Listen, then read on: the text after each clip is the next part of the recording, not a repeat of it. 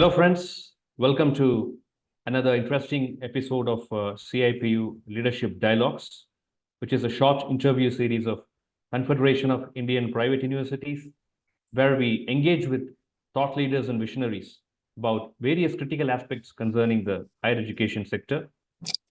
Today, we are honored to welcome Professor Dr. Rajesh Dixit, Vice Chancellor, Renaissance University, Indore. Dr. Rajesh has been the Vice Chancellor of Renaissance University for 6 years, and overall, he has 32 years of experience in higher education. He has published research papers in various journals and magazines in the field of economics and Hindi. He is a member of the Direct Tax Advisory Board, Indore Division, member of Indian Economic Association, and various other professional bodies. So he has authored 3 books of Hindi poems. He is currently the convener of the CIPU National Committee on NEP 2020 implementation. Thank you so much, Dr. Rajesh, for joining us today. Thank you. We look forward to the interaction. Dr. Raja.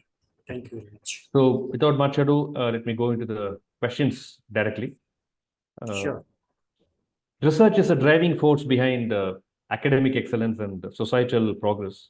So in your view, what are the key elements that university, both private universities as well as all types of universities should focus on to cultivate a thriving research culture, and how can they ensure their research efforts are both impactful as well as sustainable?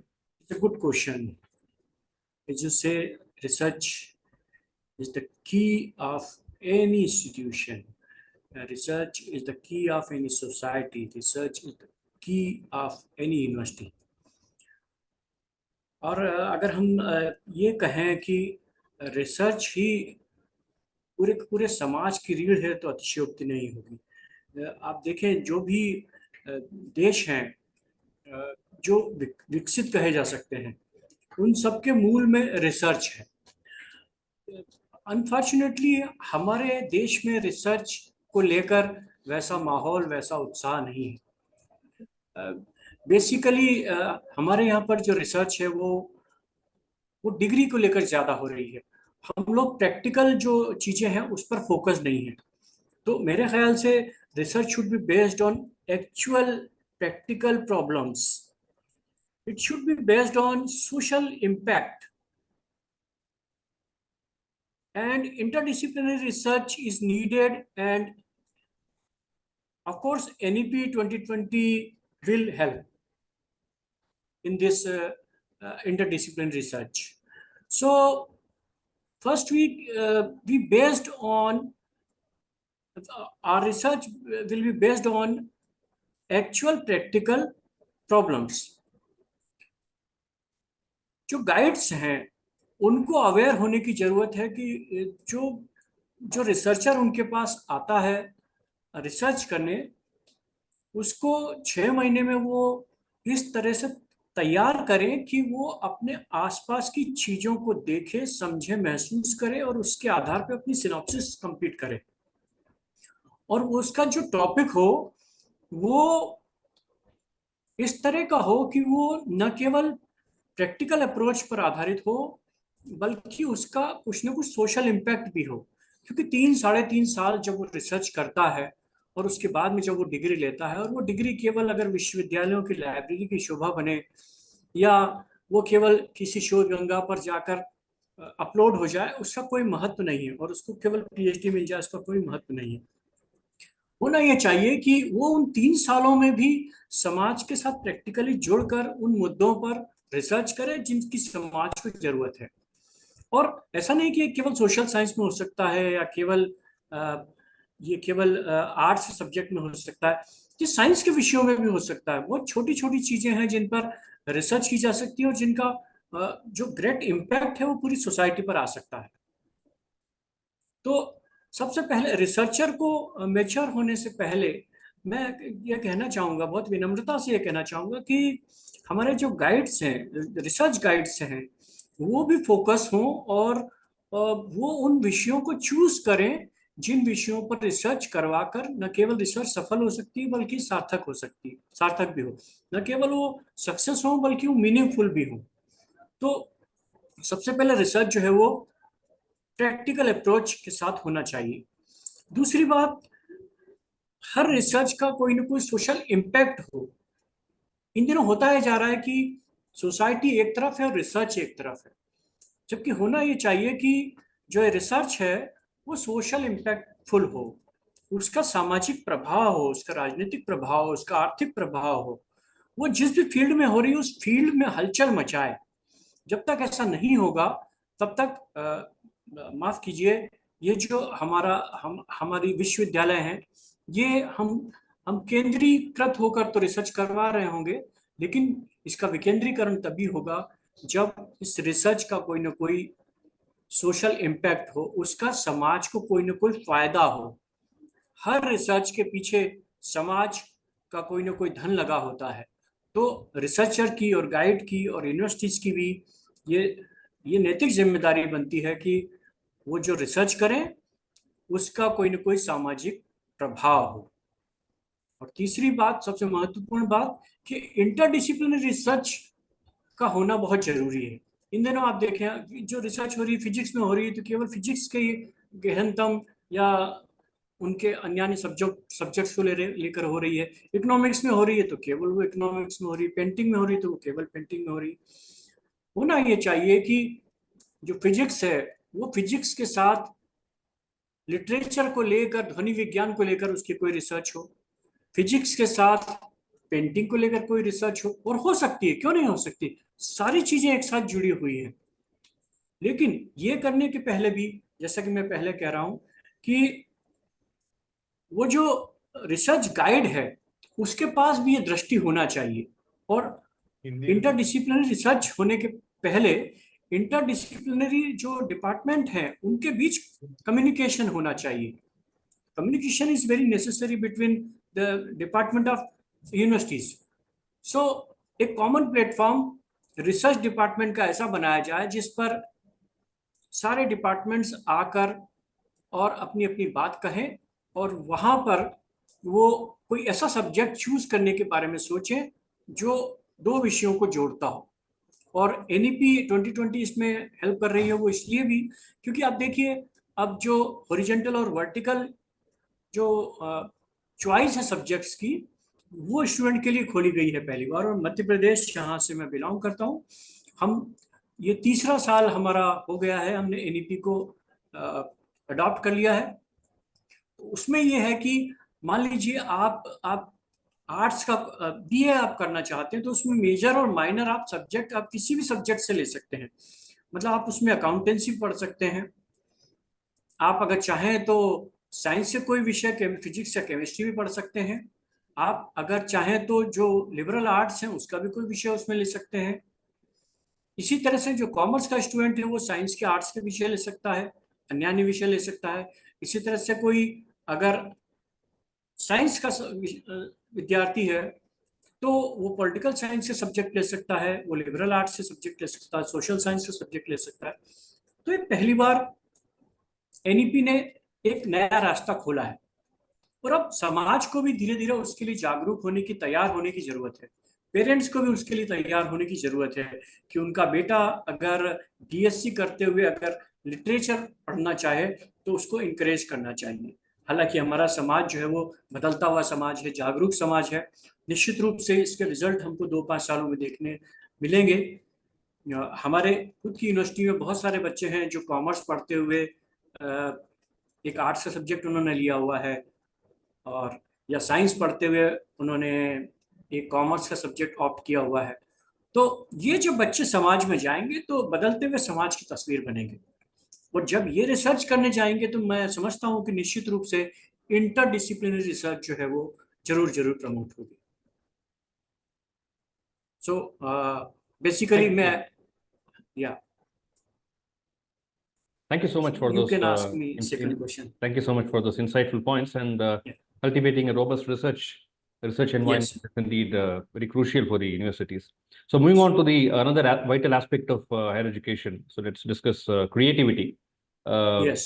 Fostering creativity is essential for preparing students to tackle complex problems and innovate in their fields. So what strategies do you believe are most effective for encouraging creativity within higher education, and how can institutions balance creative freedom with academic rigor? It's a good question.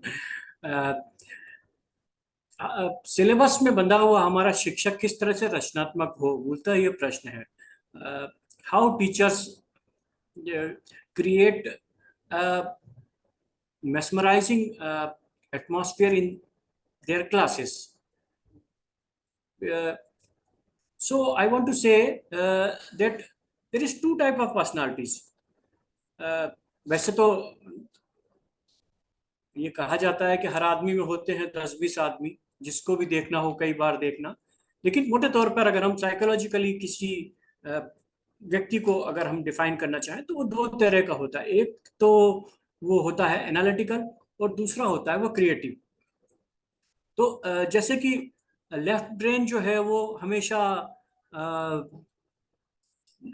Logical और language को promote करता है या उसको वो suit करता है, या लेफ्ट ब्रेन से जो संचालित होते हैं वो लोग ज़्यादा लॉजिकल होते हैं और उन ज़्यादा कम्युनिकेटिव होते हैं, और राइट ब्रेन से जो संचालित होते हैं वो ज़्यादा क्रिएटिव होते हैं, उनका इंट्यूशन ज़्यादा काम करता है, ऐसा कहा जाता है.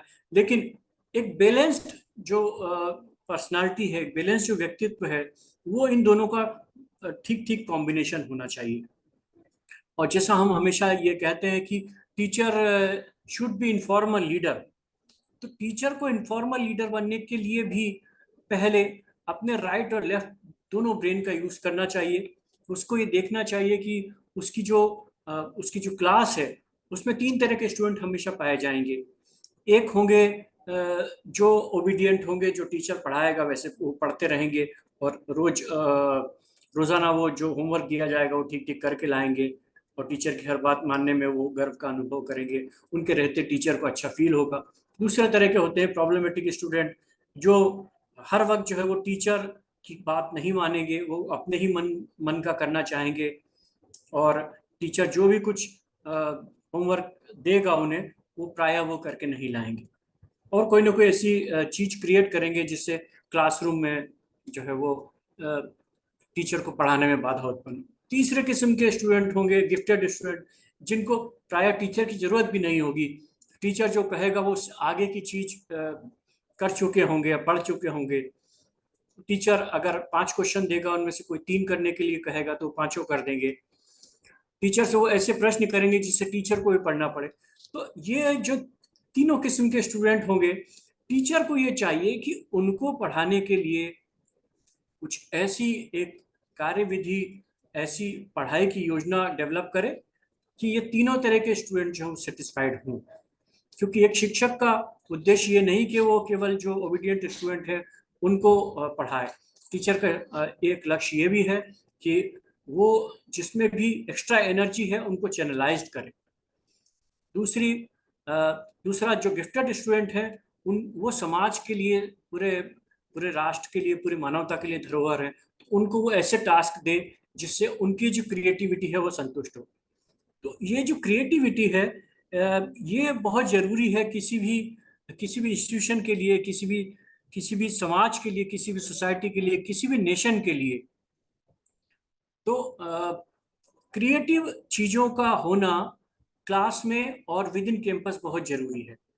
तो ये टीचर का भी कर्तव्य है, ये विश्वविद्यालय का भी कर्तव्य है कि क्रिएटिव जो माहौल है उसको बढ़ावा देने के लिए न केवल क्लासरूम में जगह हो, बल्कि उस पूरे एटमॉस्फेयर में जरूरत है हो. और अगर ये टीचर अगर इनफॉर्मल लीडर होगा, अगर वो खुद क्रिएटिविटी की तरफ भी जाना चाहेगा, तो निश्चित रूप से वो अपने स्टूडेंट्स को भी ले जाएगा. देखिए ऐसा होता है कि हर एक इंसान की एक पैरेलल लाइफ होती है, हर एक इंसान का एक शौक होता है. और यहाँ रेनेसा यूनिवर्सिटी में हम जब भी स्टूडेंट को एडमिट करते हैं तो उनसे पहला प्रश्न यही करते हैं कि व्हाट इज योर हॉबीज. क्योंकि कहा जाता है ना कि one person is what he is and plus what he reads. तो हम उसकी हॉबीज जरूर पूछते हैं कि आपकी पैरेलल लाइफ क्या है. अगर कोई साइंस स्टूडेंट है और उसके साथ साथ वो बैडमिंटन खेलता है तो निश्चित रूप से वो जो साइंटिफिक ढंग है बैडमिंटन खेलने का वो डेवलप कर लेगा, और उधर वो लैब में भी वो पूरे स्पोर्ट्समैन स्पिरिट के साथ काम करेगा। तो जो एक अगर पैरेलल लाइफ है वो अगर है आपकी, तो फिर आप क्रिएटिव हो सकते हैं। हम अक्सर हमारा समाज जो है वो जो किताबी लोग हैं उनसे बचने की बात करता है। किताबी लोग अपनी जगह होते हैं, लेकिन किताबी लोगों को भी जो प्रैक्टिकल समाज है उसमें उसकी जो ज़रूरतें हैं उसको पूरी करने के लिए थोड़ा सा प्रैक्टिकल होना पड़ता है। हम यहाँ प्रैक्टिकल होने की बात नहीं कर रहे हैं, हम यहाँ क्रिएटिव होने की बात कर रहे हैं कि जब भी कोई क्रिएटिव एटमॉस्फेयर किसी यूनिवर्सिटी, किसी समाज, किसी सोसाइटी में पैदा किया जाता है, किसी परिवार में पैदा किया जाता है, तो वहाँ का जो हैप्पीनेस इंडेक्स है वो दूसरी सोसाइटी से, दूसरे नेशन से, दूसरे परिवार से अलग होता है। तो मैं समझता हूँ कि क्रिएटिविटी जो है वो किसी भी इंस्टीट्यूशन के लिए, किसी भी सोसाइटी के लिए बहुत जरूरी है। Thank you, Dr. वो Ravi. किसी भी फील्ड में हो सकती है। Yes, Thank you. Thank you very much. Thank you so much for sharing your insights. So, moving on to my next question. Effective leadership is crucial in navigating the challenges and opportunities in higher education. So, Okay. can you share your thoughts on the qualities and approaches that define strong leadership in the academic institutions, and how teachers can inspire and empower their communities? Is again a good question. And जैसे कि मैंने आपको पहले कहा, जो किसी भी institution में लीडर कौन होता है, लीडर जो है वो टीचर होता है। टीचर को देखकर ही स्टूडेंट सीखते हैं, टीचर को देखकर ही, टीचर को फॉलो करके ही स्टूडेंट्स अपनी अपनी अपनी एक तरह से कहना चाहिए कि फ्यूचर प्लानिंग करते हैं। तो पहला गुरु अगर माँ होती है तो दूसरा गुरु शिक्षक होता है। और ये विश्वविद्यालयों तक भी ये बात लागू होती है कि वहाँ किस तरह से प्रोफेसर सोचते हैं, किस तरह से बात करते हैं, किस तरह से पढ़ते हैं, किस तरह से रहते हैं, किस तरह का उनका टायर है, इस सब का पूरी की पूरी जनरेशन पे एक बहुत प्रभाव होता है। जहाँ भी जिस भी विश्वविद्यालय के या कॉलेजेस के टीचर जो हैं वो अवेयर होते हैं, वो खुद पढ़ते हैं, वो खुद क्रिएट करते हैं, वो खुद सिंगिंग करते हैं, वो खुद पेंटिंग करते हैं, वहाँ के जो स्टूडेंट होते हैं वो अलग तरह से मोटिवेट होते हैं। और जैसे कि मैंने आपको पहले कहा कि इस चीज को डेवलप करने के लिए teacher should be informal leader. उनको अपने अंदर डेवलप करना होगा, अपना अपना जो इंसाइट है उनको डेवलप करना होगा। उनको निरंतर पढ़ना होगा, केवल अपने कोर्स की किताबें नहीं, उनको दूसरे कोर्स की किताबें पढ़नी चाहिए, उनको दूसरे सब्जेक्ट्स की किताबें पढ़नी चाहिए, उनको समाज में क्या हो रहा है ये भी जानते रहना चाहिए, उनको कभी ना कभी मूवी भी देखना चाहिए, वेब सीरीज देखना चाहिए, उनको ट्रैकिंग भी करना चाहिए। जब वो इस तरह से अपने स्टूडेंट्स को अपने अनुभव बताएंगे या अपनी बात कहेंगे तो वो ज़्यादा प्रामाणिक बात होगी और उनका जो है वो स्टूडेंट पे ज़्यादा प्रभाव होगा। तो जब भी हम ये बात करते हैं कि कैसे हम अपने स्टूडेंट को प्रमोट करें, कैसे उनको एक्टिवेट करें, कैसे उनको उनके उनके साथ उनका वार्तालाप करवा दें, जैसे कि कहा जाता है कि सबसे पहले आपको अपने आप से अगर बातचीत करते आ गई तो आप पूरी दुनिया को समझ लेंगे। तो मैं समझता हूँ कि किसी भी विश्वविद्यालय के शिक्षकों को आपस में भी बातचीत करना चाहिए। फिजिक्स के जो टीचर हैं उनको लिटरेचर के लोगों के साथ, लिटरेचर के जो लोग हैं उनको मैथ्स के लोगों के साथ, मैथ्स के लोगों को म्यूजिक के लोगों के साथ बैठना चाहिए, बातचीत करना चाहिए। क्योंकि जब तक हम वो बात जो दूसरे विषयों में हो रही है अगर वो नहीं समझेंगे तो एक दूसरे विषय की क्लास के बाद में हमारे विषय की क्लास में आया हुआ विद्यार्थी हमसे कनेक्ट नहीं हो पाएगा। लेकिन अगर हम ये समझेंगे कि वो किस मानसिक यात्रा से गुजर के हमारे पास पहुंच रहा है तो हम फिर जल्दी से उसके पास पहुंच पाएंगे। Teacher should be well read, उसको पढ़ना चाहिए और तभी वो गुड कम्युनिकेटर भी हो पाएगा। तो केवल उसको पढ़ने के लिए किताबी बातें नहीं बल्कि सोसाइटी की जो प्रॉब्लम्स है उसको भी वो उसको मालूम होना चाहिए कि ये सोसाइटियल प्रॉब्लम्स हैं, जो हमारे समाज का स्ट्रक्चर है वो भी उसे पता होना चाहिए। हमारा जो एक फ्यूचर विजन है वो भी उसे पता होना चाहिए। जब ये बात टीचर को पता होगी तो निश्चित रूप से वो उसके स्टूडेंट्स में भी वैसे कि वैसे इंजेक्ट कर पाएगा।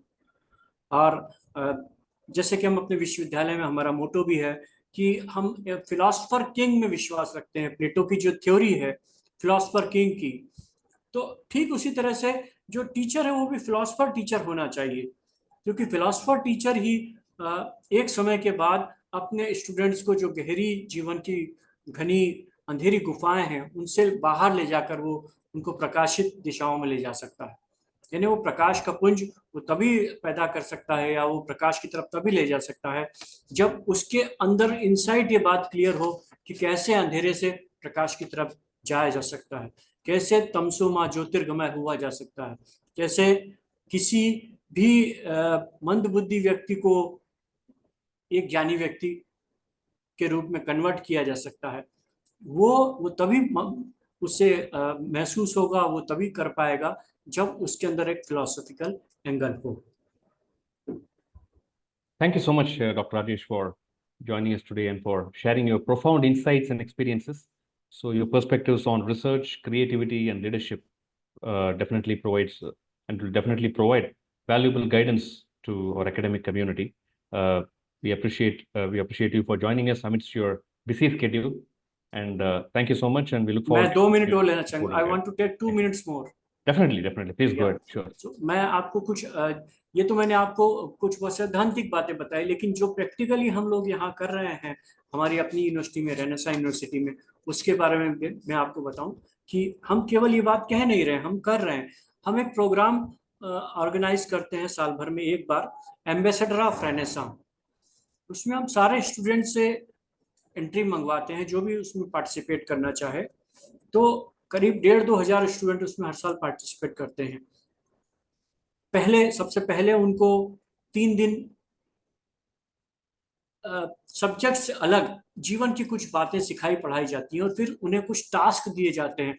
जैसे सुबह सुबह ब्रह्म मुहूर्त में उठकर वो नहाएं और फिर मंदिर जाएं और वहां पर किसी भिखारी को दान दें और उससे बातचीत करें, और फिर वो सारा का सारा जो एक्सपीरियंस है वो हमारे साथ शेयर करें। तो ये कुछ 3 दिन में पढ़ाया और टास्क दिया जाता है। तो ये होता है कि फिर उसमें हम एक फिल्टर लगाते हैं और करीब 500 स्टूडेंट को उसमें हम आइडेंटिफाई करते हैं कि इन 500 स्टूडेंट को आगे की जो स्टेज है उस पर ले जाया जाए। फिर उन 500 स्टूडेंट को हम एक रेगुलर बेसिस पर हम क्लासेस लेते हैं और जीवन से इतर, सिलेबस से इतर सब्जेक्ट्स उनको करीब 15 दिन तक पढ़ाए जाते हैं। और फिर से वही टास्क दिए जाते हैं जो आधी रात को भी दिए जा सकते हैं, जो सुबह सुबह भी दिए जा सकते हैं, जो दिन में भी दिए जा सकते हैं। हर वक्त उनको अटेंटिव रहना पड़ता है और वो टास्क पूरे करने पड़ते हैं, और वो जो पढ़ाया गया है उसको भी उनको लगातार याद करना पड़ता है। ऐसा करते करते करीब 150 स्टूडेंट जो है वो लास्ट में हम सिलेक्ट करते हैं, और फिर उन 150 स्टूडेंट्स को एक स्टेज के ऊपर हम लेकर आते हैं। करीब 3 घंटे का शो होता है और एक के बाद एक स्टेज में हम फिल्टर करते करते लास्ट में करीब 15 स्टूडेंट हम सिलेक्ट करते हैं। उन 15 स्टूडेंट को से फिर हम मतलब लगातार जो 150 स्टूडेंट है उनसे क्वेश्चन आंसर किए जाते हैं, उनका टेस्ट लिया जाता है और 15 स्टूडेंट को सिलेक्ट किया जाता है।